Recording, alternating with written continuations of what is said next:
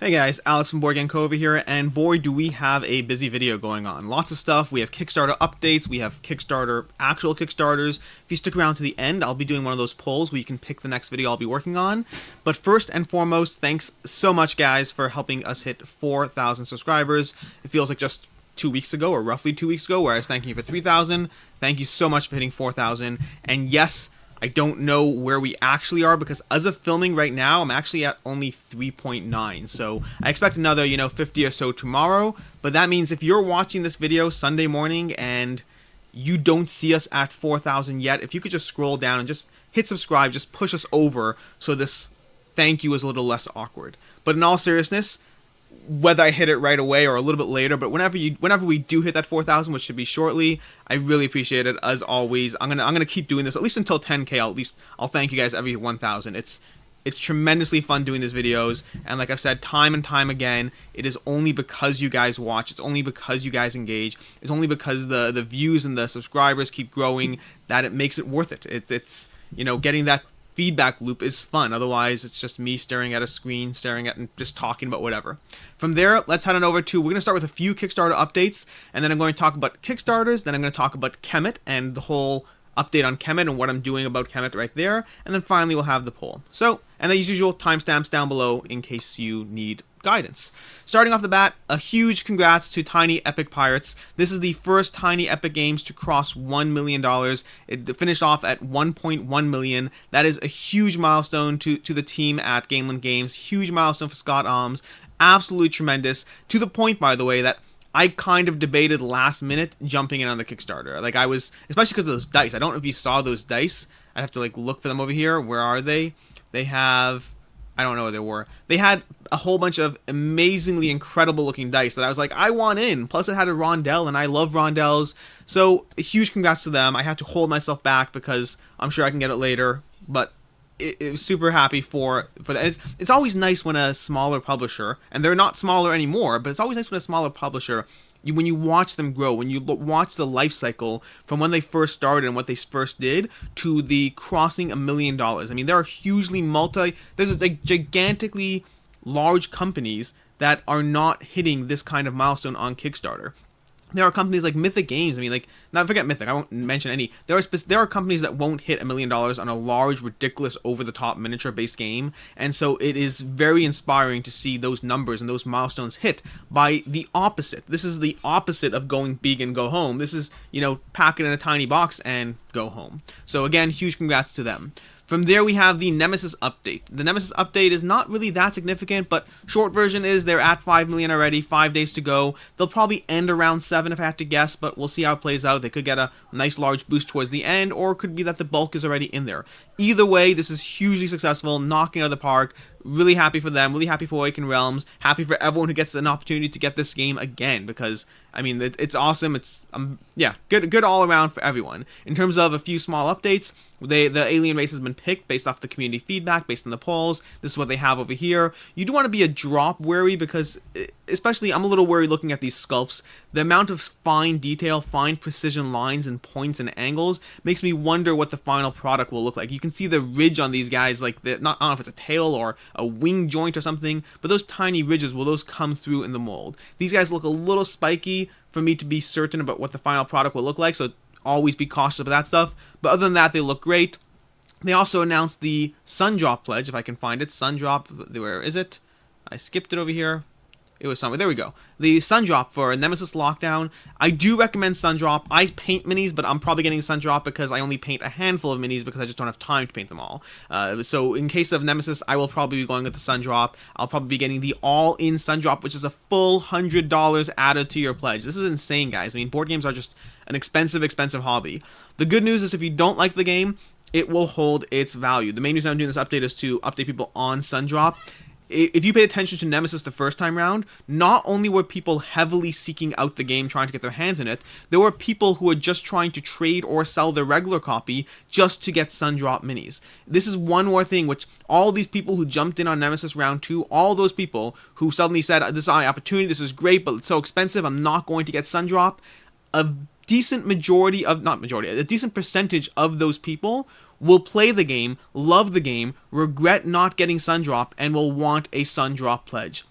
if you have any qualms, if you're doing it for yourself and you just don't think it's worth it, that's one thing. I totally get that. If you're just saying, I don't really care enough, I don't want to pay $100 extra for my game, or 42 or 100, depending on what you're actually doing here. So I totally respect that. But if you are doing this and you do value it for yourself and you're wondering whether it holds its value, the Sundrop pledge will hold its value 100%. Like I said, people will back the game, people will get their choice not to go Sundrop later, and they will want your copy. So that's the update for Nemesis. Next is another small update. I thought this would actually be not so much an update, but it's an update on something that didn't happen in any of my videos yet. Castle Panic Deluxe launched and then promptly cancelled. This is one that is an interesting one. I never actually played Castle Panic myself. Always seemed to be on the lighter side, but again, I haven't actually played it, so it's just a judgment call. And this is basically their attempt to say, we're going to deluxify it, we're going to add these giant miniatures, and you, in theory, could just buy just the miniatures, and then attach it to your regular game. Or you can get it in this big box, some updated art, graphics, tokens, whatever. The problem is, what they changed is they were offering this bundle here. Let me see if I can find the bundle. They were offering this bundle of getting the deluxe edition, and then, here we go, the King. Get the deluxe edition, and then all the regular expansions, which was a weird dichotomy of, like, what's going on here, because the expansions weren't deluxified at all. And then there's enough controversy going on in the comments where they basically said, hey, we're going to take a step back, we're going to redo this Kickstarter later, but we're going to redo it with all these other expansions all deluxified at the same time. Yes, we'll break it out, you don't have to buy everything, but they wanted to do everything all at once. They had one of those things where they said funded in 8 minutes, but that's because they put a $5,000 goal. I mean, listen, I'm not saying you have to do a realistic goal. I'm all for setting a number that motivates people, but a $5,000 number is not a number that motivates people. It's just a placeholder so you can automatically make it no matter what. I think those goals look fake, and they look worse when you say things like, funded in 8 minutes on a $5,000 goal. Either way, I wish them all the best. I'm sad for the people who were really hyped for this, but it will be coming back later. This is not a goodbye. This is a goodbye for now. From there, we're going to go into the first Kickstarter that we're actually covering, which is Stop the Train. Now, heads up, most of the games that we're covering on today's video, not all, but most, are definitely going to fall into that smaller publisher arena. Now, if you haven't watched my Kickstarter roundups before, a big part of what I focus on, and you saw this already when I talked about Sundrop, is I focus on the value aspect to Kickstarters. I focus on whether you can expect to see your money back if you back that Kickstarter. Not to flip it, but rather if you just don't like it, and you just don't like dumping tons of money into Kickstarter and never seeing it back. I do have a video, I'll link down to below, where I actually go into, I spent 15 minutes talking about why I view the games these ways, but that's just a short note. So I focus on the value, not the game. I do touch upon the game a bit. So these are a bunch of smaller publishers, including Stop the Train, and that means a lot of these are not going to get a safe back from me. It doesn't mean don't back it, it just means it's a risk. Back it if you think you'll like it, back it, but understand you probably won't see your money back. Now, starting off with Stop the Train. Stop the Train is a high-speed adventure, which is basically you got to figure out who the bad guy is before the train hits its final destination. As a theme, it's very intriguing. I mean, I love social deduction games, and if you... It's no different. Well, it is different, but in theory, it's no different than simply having a timer when you play One Night Ultimate Werewolf. But that aspect of being on a train and you have to wait, it immerses you more into that aspect of trying to figure what things are before it's too late. And the game does, in this case, the gameplay does have an aspect of, the timer has an aspect of gameplay attached to it that the timer in One Night Ultimate Werewolf doesn't, but on its own, even without that gameplay, it's already intriguing, it already pulls you in more. Ultimately, the game looks interesting, but I'm not backing it for two reasons. First of all, that value proposition aspect. Over here, you're talking about $43 plus around $9, $10 shipping in terms of shipping to the US. If you're in the UK, this shipping's free, so that's better off the bat. If you're in the UK, it's a different conversation. If you're other places, it could be even worse. But as a US backer, you're paying roughly in the range of $55 for this game, which is probably much more than you will have to pay later down the road. And if it doesn't make its way to retail, it probably wouldn't have been that good to begin with. Probably. No guarantees. But from there, the second reason I'm not backing it is the testimonials. Now, this is something I don't talk about a lot, but something you should definitely be aware of.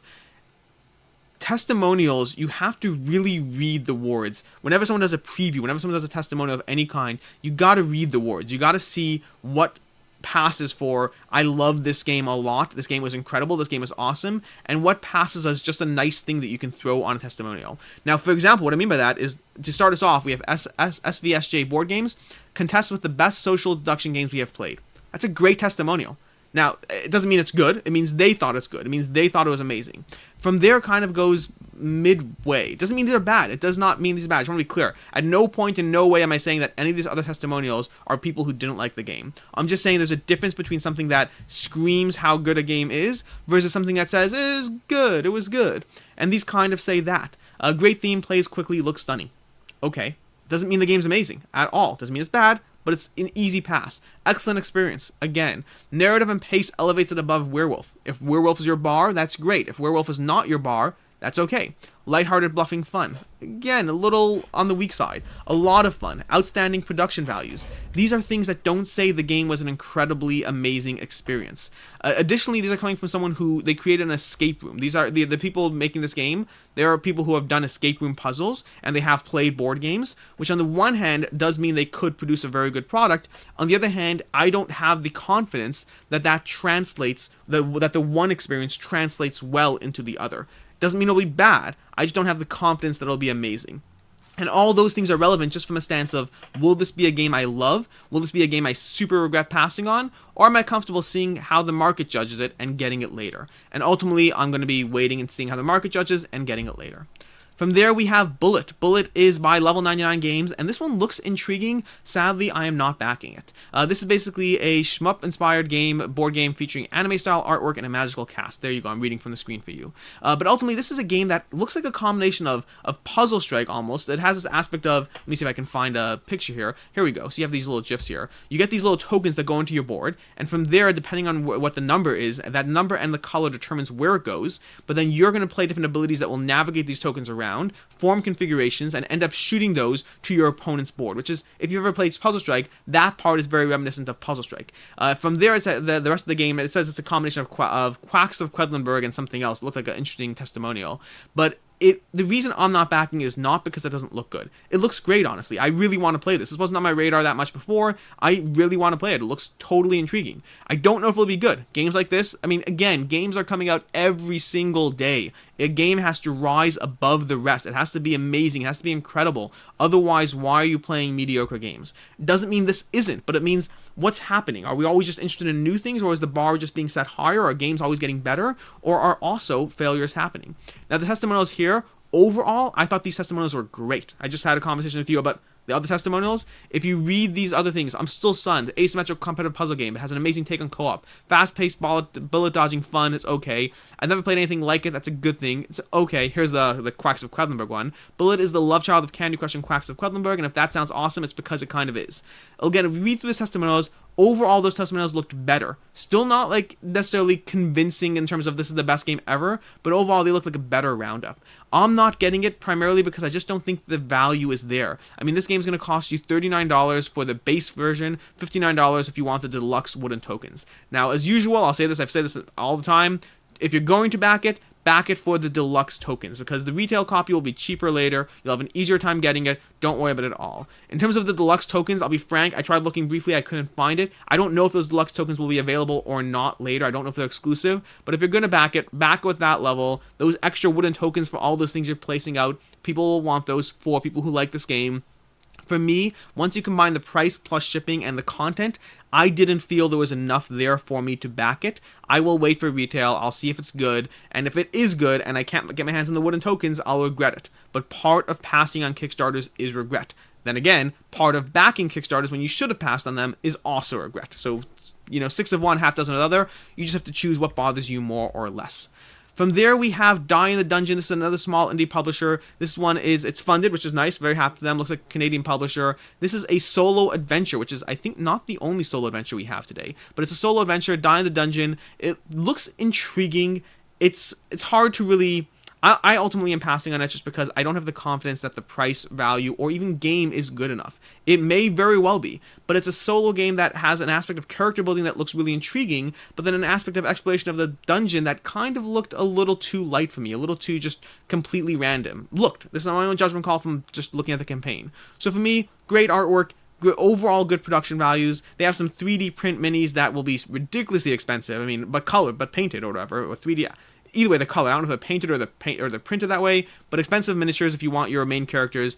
Overall, it looks intriguing. I do recommend checking this out. And as always, if you want to support the publisher and you want the game, by all means, jump on in. This is a small publisher. It would be great to watch more publishers take that route of a small Gameland Games just growing and growing and growing. In terms of the value proposition, I don't think it's there. I think it's too expensive for what it is, and I don't have enough confidence in the end product. Confidence does not mean bad. I want to be very clear about that. It just means there's a difference between being able to make a judgment call about how good something is likely to be. What range is going to be above a 7, above an 8, above a 9. And I don't have the confidence in where this number is going to end up.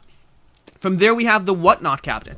Now, the Whatnot cabinet, I'm actually kind of surprised that it's this low. This is by John. Is it John? I can't remember. Let me see. It's Steve Finn, not John. I was thinking John Claudius. I don't know why. It's Steve Finn of Dr. Finn's Games, combined with the art of Beth Sobel. This looks like a very simple, engaging game. Games like, if you like any of these small, Sagrada, Azul, it's that kind of style of game. Not necessarily gameplay, but that light little, simultaneously pretty, simultaneously a little engaging, a little puzzly. 1 to 4 players, 20 minutes, 8+, although 8+, you know, pick whatever age you want. It's all good.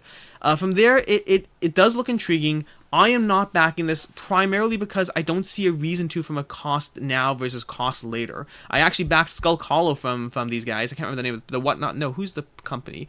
I can't remember the name. It's Eduardo Barrett, but there's Pencil. It's Pencil something. Pencil First Games, maybe? But anyways, I backed the Skull Hollow from them. Totally fine game, but I kind of regret it.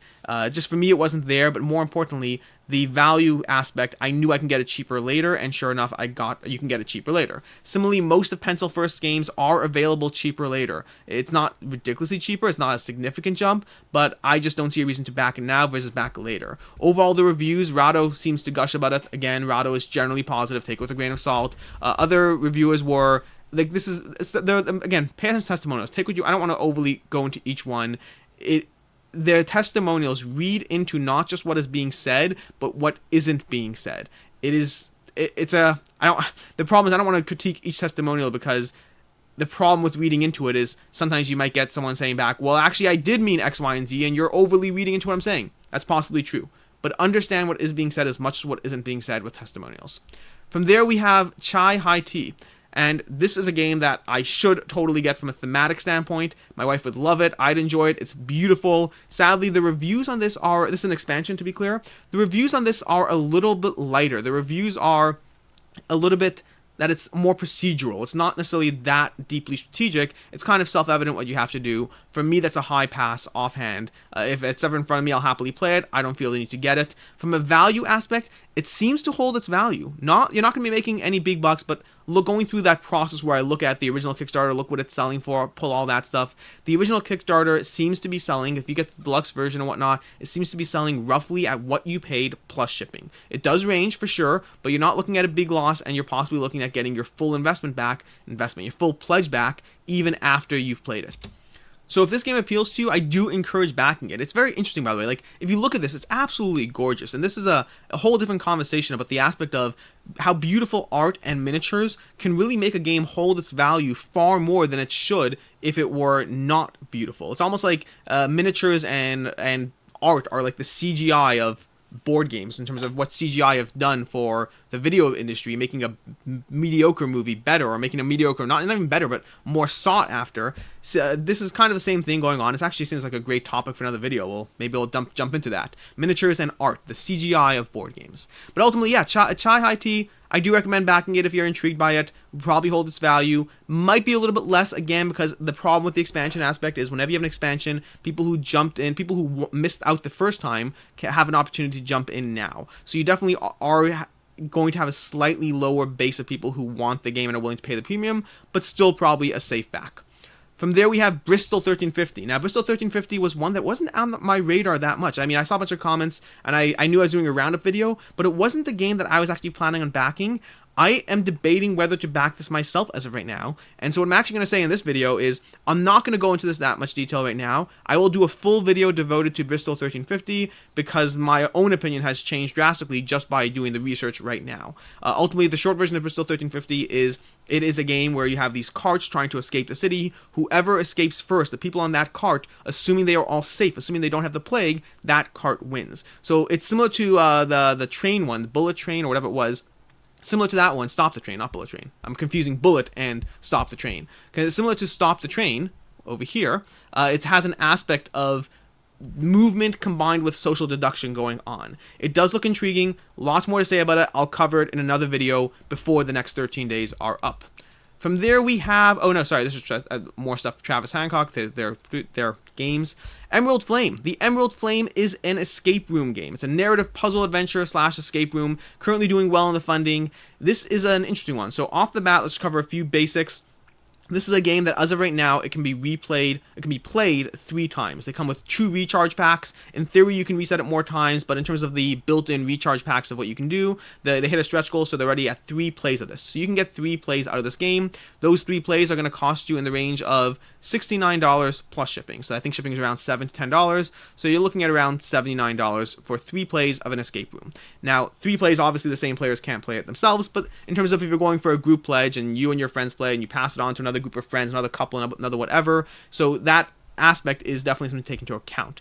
$79 would be very expensive for an escape room, in my opinion, but it also depends on what you're comparing it to. If you're comparing it to an unlock game, well, that's expensive. If you're comparing it to one of those ads on Facebook that I get, I don't know if you get them, but for these like epic sprawling adventure in a box, pay $30 a month for 6 months, whatever it is, well then it's cheap. So it does compare, it does matter what you're comparing it to, and this is definitely a higher production value than an unlock game. And because of the higher production value, it gives you options that an unlock game won't. I love the unlock series of games, but at a certain point, you've gone through the certain types of puzzles you can do when you're just limited to a deck of cards. This doesn't have that restriction. It's great. It can be great. I don't know if it will be great. I am not backing it for 2 reasons. Number 1 is I have not enjoyed the Exit game series as much. So while there's a lot more you can do, I'm not convinced that I will particularly like the end product.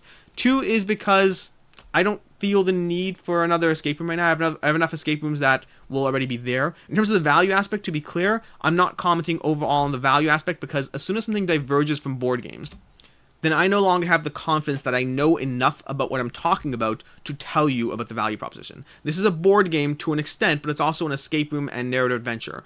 I can't tell you what the value aspect will be like. What I can tell you is if you start playing it, you're cutting off a third of the game right there. That being said, you can probably you won't necessarily get your full pledge back, but if you just want to like buy it back for $69 plus shipping and turn around and sell it with 2 plays left for $40, very possibly a reasonable thing. I just don't know. Maybe you'll even be able to get more than that. I don't know. So I'm not commenting on that aspect. I will say if you do back this and you do play it and you are done with it and you want to trade or sell it to BoardGameCo, that's us. As long as you have at least 1 full valid play left, we will take it from you, but obviously at some portion of cost or whatnot. In any case, from there, we're going to move on to Hellenica Leaders and Legends. Now, this is one of those, every once in a while I see a Kickstarter where I say, I just can't tell you what it'll be worth. It depends on how good the game is. Because sometimes you can't make that judgment call. There's not enough information to make the judgment call that'll hold its value.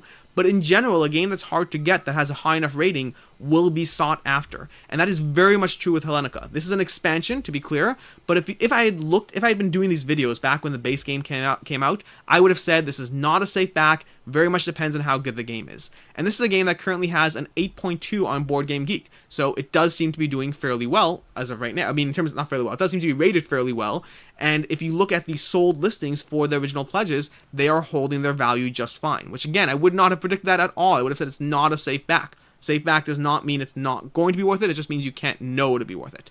So overall, Hellenica is a game that I do recommend it if you are intrigued by it. Similar to Chai and Chai High Tea, it's not a guarantee. The market will be diluted a bit once those additional people who wanted it will now have an opportunity to get it. But at the same time, just because the market's diluted, there will be other people who hear about it, other people who are looped in who will now want a piece of the action, and they will have to go through you if they want a copy. Unless, of course, you kept it because you liked it, then that's fine. I'm talking about if you didn't like it and you want to resell it.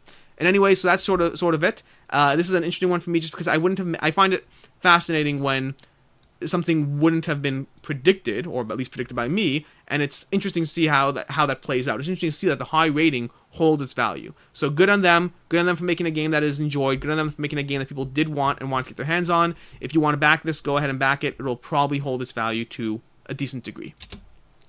Last up on the list, we have The Dead Eye. The Dead Eye is another small indie publisher game. This one currently, it did fund, so good on them. It is a solo adventure game. I remember I mentioned there's going to be another solo game. This is it. This one looks intriguing, but again, cost versus value aspect. This one is, it has these 3D glasses and these 3D cards, and one thing that's interesting, you should watch the Rado's playthrough on it, but the cards, the way they rotate, when you're looking at it one way, it's very 3D. When you rotate, when you tap the card or whatever, it loses its 3D-ness, and so it leaves this interesting gameplay aspect to the 3D-ness. It's not just purely cool, it actually has a gameplay element of like losing its main focus of the card. But that's just a cute little thing. Very happy they added it, distinguished themselves in the market in some way. At the same time, the price point, it's $25 plus shipping. I think shipping was $7 or $6 for the basic pledge, which is just a bunch of cards, effectively, plus the 3D glasses.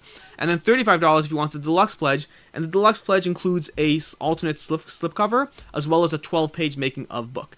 I don't really recommend that pledge. There will always be exceptions, but for the most part, I find slipcovers and things like a making of book are less likely to hold their value, even at only $10. I think that's just not worth it unless you yourself are interested. In terms of the base pledge, it's not the worst. It's not like this is a terrible amount of money to spend. It's $31. People spend far worse money on far worse things, far more money on far worse things. But ultimately, in terms of the value aspect, I can't recommend it. I don't think it is worth it in terms of equating to what it will be after the fact if it's produced. This is small, so it may not be produced. This might be the only opportunity to get it. So, kind of 6 of one, half dozen of the other. Again, on the plus side, not a lot of money if you want to turn around and back it and support the publisher. And finally, with all that covered, we now go to Kemet. Kemet is, well, I mean, if you've watched my 2 videos on Kemet already, I've decided not to do a full dedicated 3rd video, although with the runtime in this video, maybe I should have. But anyways, Kemet is a game that, well, Kemet is a game. Kemet has had a lot of drama on their Kickstarter. They announced the Cthulhu Pledge, which you probably know about if you've watched my videos or if you've just been following the campaign. And then after a significant amount of back and forth, significant amount of controversy, definitely people who liked it, but overall the opinions tended to trend towards not, they did change it and they took out the Cthulhu gods. They put them in as an optional buy, and instead they put a community vote in place where people can choose new gods. And they've done that. The people have selected. It's now going to be more Egyptian themed. I don't think we'll probably see much in terms of seeing details and information on that before the end of the campaign. Maybe we'll get some sort of rough sketch art. I don't know. I wouldn't count on it. It's a mid-campaign, and I don't blame them. It's fine. It is what it is. For what it's worth, by the way, I saw a bunch of people saying that they changed their mind. They're no longer supporting the publishers. That's not the case at all. This is supporting the designers. That's not the case at all. They made it up to the designers to choose whether they would want to stick with Cthulhu or were willing to retheme, and the designers chose. And so it's kudos to Matago for sticking behind the designers and supporting the designers regardless of what it meant. They made it completely their choice. Also kudos to them for everyone for being involved and listening to the community. Both are true. And to be clear, I'm very against mob mentality. I don't think the mob should ever decide things that they don't know enough about. And for an example of that would be, if you're critiquing what the rules look like in a game that you haven't played, then that's mob mentality. That's not even a question. That's just straight up, you don't know enough to be informed, so it doesn't matter how many people have that opinion. At the same time, this wasn't a rules conversation. This was a conversation about a design choice. And on a design choice, the mob is still the mob, don't get me wrong. I'm not saying you need to listen or cave to people, but this was more a thematic disconnect on a property that people were emotionally invested in. The amount of outrage there was purely because of how much people like Kemet. It felt like a drift from that. It still doesn't mean you should or have to listen to the mob, but I am more sympathetic towards adjusting what your product on a design aspect than on a gameplay aspect. From a gameplay aspect, you people being Matago and playtesters and designers and whatnot, have a lot more knowledge of what the playtesting looks like compared to the audience. From a choice that is more design-based, that's where I give the audience more credence. Credence doesn't even mean that they're no more. It just means that ultimately when you're making a product, when you're making a movie, a book, music, your audience does matter. Your audience's choice to consume that content does matter. In terms of other updates, I am probably backing Kemet in the end. Actually, before we talk about that, let's talk about one more thing. Because another thing I saw a lot of were people talking about how the funding was going up every single day, and so you should definitely ignore the people who don't like it because clearly people like it and the funding's going up. So this is just another tool to be aware of. This is using KickTrack's daily thing to see more information. Again, it's just about giving you the tools to look at things whenever you're not being shown them by me or some other YouTuber or whoever. So If you look at Ankh, and I'm pulling up Ankh here, and yes, I know Command is a different category, but still it's relevant. If you look at any Kickstarter with optional buys, you'll see these trends. If you look at this daily chart of the pledges, in terms of the pledges that were earned by Command's Ankh throughout the campaign, if you want to make a guess where those optional buys came up, you don't have to. You can see those dings over here on the 20th. You can see the dings on the 24th, on the 25th. Again on the 27th, I think, or whatever not. And then the all-in buy is announced towards the end. But you can see these dings every single time there's an optional buy, where an increase in funding happened, and then it decreased again slowly, went back to normal. Another optional buy, increased, lower, increased, lower. The variance of those blips will change depending on the campaign, but you should be able to look at any Kickstarter campaign that has optional buys announced and see those blips over time. Versus if you look at Kemet, if you look at Kemet's optional buys, can you tell me when they announced the Cthulhu expansion? Can you? Because I mean, I know when they announced it. It was right over here on the 2nd. But can you really see that? It's such a marginal blip to be almost insignificant. And then the flip side is if you pay attention to the 9th, they announced that they're going to be changing the Cthulhu expansion, I believe, on the 7th, if I'm not mistaken. I have to double check. But if you can see a slow trend upwards again. And today on the 12th, they announced the optional buy, which means you should expect to see the all-in optional buy. Happens to be, I don't think it's that great of value, which is you probably shouldn't see that much of a blip on this, but you'll see a little bit more of a blip because people do still get pulled in for optional buys. But it won't be significant because I just don't think it was it was like saving £7. It's basically getting the Cthulhu gods for free. That's basically what it was. In any case, going back to Kemet, in my own opinion, ultimately I am backing it, and here's why. While I am not sold on Kemet, and it's complicated. To begin with, offhand, I was always on the fence about the artwork. It's something I said in the very first video. I was on the fence about the artwork changes they made, and they made a statement that they're not changing a lot of those design choices, which to me, from my own opinion, and if you read some of these threads on BoardGameGeek, it does seem like there's a big pushback against the new art on the new tiles. At the same time, before we get to the same time, additionally, I stand by my original statement I said in the Cthulhu video, the update I gave, which is just the fact that they changed the Cthulhu expansion doesn't really convert me back, because a part of my hesitancy was if the designers thought that a Cthulhu expansion was completely in line with the universe of Kemet, what other design choices have they made that are such a clear gap from my own vision of Kemet? They're the designers. They know more than I do. That's not even a question. But at the same time, just because you're the creator of something does not mean you can produce a better product than something else you created. Again, look at any movie and any sequel and then have that conversation. Just because you created the first movie does not mean your second movie will be as good. Similarly over here, I was very on the fence. Once they announced the Cthulhu expansion, I was very torn because what other design choices also represented a drift from their vision of Kemet and my own. So from those stances, I am very much on the fence. At the same time, something I've talked about in the past, as long as I can justify the value aspect, as long as I think I'll get my money back, I'm willing to take that risk because I'm not concerned. I'll get my money back. So ultimately, that's what it comes down for in Kemet. And there's a bunch of reasons I do think it's a safe back. I don't think it's a back they're going to make a ton of money back on at all. They produced a bunch of charts that you can look at. I don't know if it's in this update that they do one here. They have a Blood and Sand PM prices. They have a newest one for the newest all-in they announced. But ultimately, if you compare the various extras you're getting, the game up sets, and if you compare those things, the plastic power trays, the 10 obelisks, if you compare these things, and the plastic power trays are a big one. Let's come back to that. These are the plastic power tile trays. I am super psyched about those. I hate the process of setting up and tearing down Kemet, of lying out each tile. It is such an annoying process to the game. And this alone, it's almost worth just backing it, just to take out the trays and resell it without the trays, which might make it harder, keep that in mind. But there's enough extras that they have included between the 3D miniatures, between the sculpts, between the plastic tile trays, and between the game up sets, that while I don't think it's an amazing buy, not by a long shot, I do think it's one that you can get your initial pledge plus your money back on. And so for me, that makes Kemet a safe back. It makes it something that I'm willing to take the risk on. I'm willing to see how much does the art negatively affect my choice. I will be getting the expansion. I do not think I'll like it. I do not think I'll keep that expansion.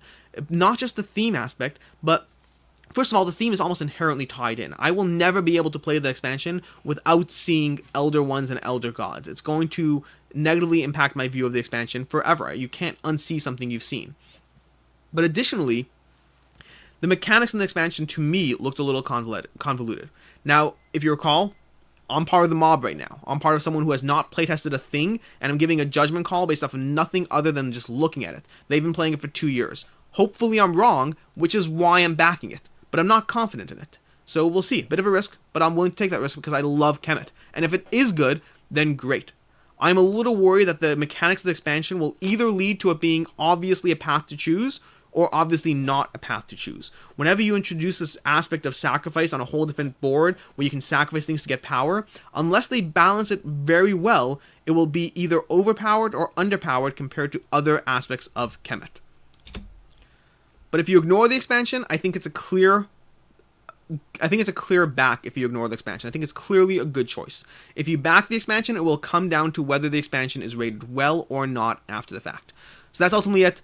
That is my decision. I am backing Kemet, almost certainly. I haven't actually hit back in yet, but I'm waiting over the next 2 days to see if anything else changes. I do want to see, they announced that they're going to be making some updates in terms of their veteran pledges, and I do want to see if that changes my opinion. If they introduce all new artwork for the old tiles, will that change my opinion? I don't know. I may honestly be inclined to back both to kind of, I don't know. I'll have to see. But I don't know for sure how it's going to play out in terms of that. But overall, I am pretty sure I'll be backing it. I don't know whether the veteran pledge will change how I back it, but I am probably in. I am in with second thoughts as to the end product, but I believe I will be able to resell it for what I paid if I don't like it. And as you know from watching these videos, that is a big focus of what I do in these videos.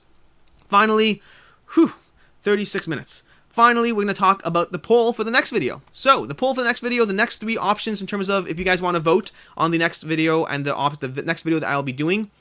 What I'll be doing in general is whichever option gets the second most votes will show up in the next poll. Whichever option gets the third most votes will show up down the road, but not right away. So for right now, the one with the second most votes was fastest 3 ways to save money while board gaming. I mean, again, these are just quick, simple tips of how to build a collection while not spending more money than you should. As always with tips like this, there's usually a degree of sacrifice involved. There's no magical bullet and no silver bullet to anything you're doing. It's it's a cost-benefit analysis, but 3 quick ways to save money in gaming. The next video choice is a review of Monumental. Monumental is a game I've played. I don't generally do reviews as much because it's harder for me to feel that I can produce a well-done review to the level that a lot of board game reviewers do. I have my specialty, I have my things I'm good at, but reviews are a whole different cup of tea. And so I'm happy to do one. If people have mentioned the Monumental review, which is why I'm bringing it up, but if you want to vote on it, I will happily do a Monumental review. Rest assured, either way, I'll be covering the Kickstarter when it hits next week. And finally, the last one is 5 board game tips, 5 collecting tips for your collection that you should follow that I don't. These are 5 things that definitely fall in the category of everything I talk about, of trying to be responsible, trying to be smart, trying to save money, trying to be a responsible gamer and balance FOMO, balance all these things. These are 5 tips that you should follow that I sadly do not follow as much as I should. Other than that, there'll also be a comment about my thumbnails. I got a comment about my thumbnails with a little recommendation. It's overall positive. It's great. I happen to like my thumbnails because I like clean and simplistic stuff. But if there's anything you think that should be added, ultimately this is about producing the best product for everyone, not just whatever I happen to think was a good idea. So if you like my thumbnails, I want to know if you think I should be adding some sort of icon that tells you what type of video I'm doing. Am I doing a review, a play this, not that, a Kickstarter update, a collection update? If you think I should be adding some sort of icon just to make my videos more quickly at a glance what they are about, let me know. Or if you think they need a total rehaul, let me know too. Feedback is important. This is more than just me. This is me and you guys. Like I said, by the way, before, if we aren't at 4,000 subscribers, please hit subscribe so that the next person watching this video doesn't think it's as sad that I'm thanking you for 4,000 subscribers when I'm not even there yet. Again, Alex from BoardGameCo, 40-minute long video. Oh my gosh, this is my longest to date. We'll see. We'll just keep creeping it up and see how long you guys stick around for the views. Until next time, I'm Alex. Have a great weekend. Although I'm saying great weekend because I'm filming this on Friday and it's Sunday morning. I hope you're in the middle of a great weekend. Have a great rest of the week and good luck with Monday.